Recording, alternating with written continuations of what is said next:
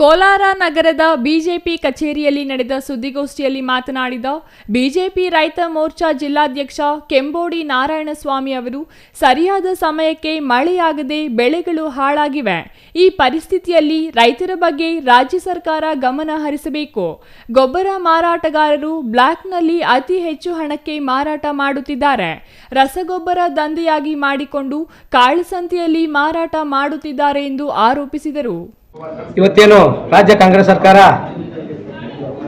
ರಸಗೊಬ್ಬರಗಳ ಕೊರತೆಯನ್ನು ರೈತರ ಮೇಲೆ ಆಗ್ತಾ ಇದೆ. ಇವತ್ತೇನು ರಾಜ್ಯದಲ್ಲಿ ಯೂರಿಯಾ ಅಭಾವ ಹೆಚ್ಚಾಗಿದೆ. ಇವತ್ತು ಮುಂಗಾರು ಮಳೆ ಯಥೇಚ್ಛವಾಗಿ ಎಲ್ಲ ಕಡೆ ಬೀಳ್ತಾ ಇದೆ. ಇವತ್ತು ರೈತರು ಉಳುಮೆ ಮಾಡಿ ಅದ ಮಾಡಿಕೊಂಡೆಲ್ಲ ಇವತ್ತು ಬೆಳೆಯಲು ರೆಡಿ ಆಗಿದ್ದಾರೆ. ಆದರೆ ಇವತ್ತಿನ ದಿನದಲ್ಲಿ ಯೂರಿಯಾ ಸಿಗ್ತಾ ಇಲ್ಲ ರಾಜ್ಯದಲ್ಲಿ.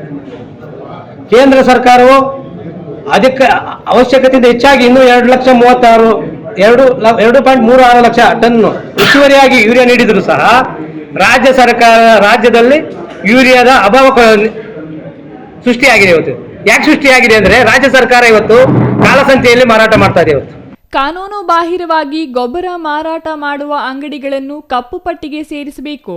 ಮುಖ್ಯಮಂತ್ರಿ ಸಿದ್ದರಾಮಯ್ಯಗೆ ಕುರ್ಚಿ ಉಳಿಸಿಕೊಳ್ಳುವುದು ಮುಖ್ಯವಾಗಿದೆ. ಕೇಂದ್ರ ಸರ್ಕಾರ ರೈತರಿಗೆ ಎಲ್ಲ ರೀತಿಯ ಸವಲತ್ತುಗಳನ್ನು ಕೊಟ್ಟಿದೆ. ಆದರೆ ರಾಜ್ಯ ಸರ್ಕಾರ ಅವರು ಕೇಂದ್ರ ಸರ್ಕಾರದ ಮೇಲೆ ಗೂಬೆ ಕೂರಿಸುವ ಕೆಲಸ ಮಾಡುತ್ತಿದ್ದಾರೆ.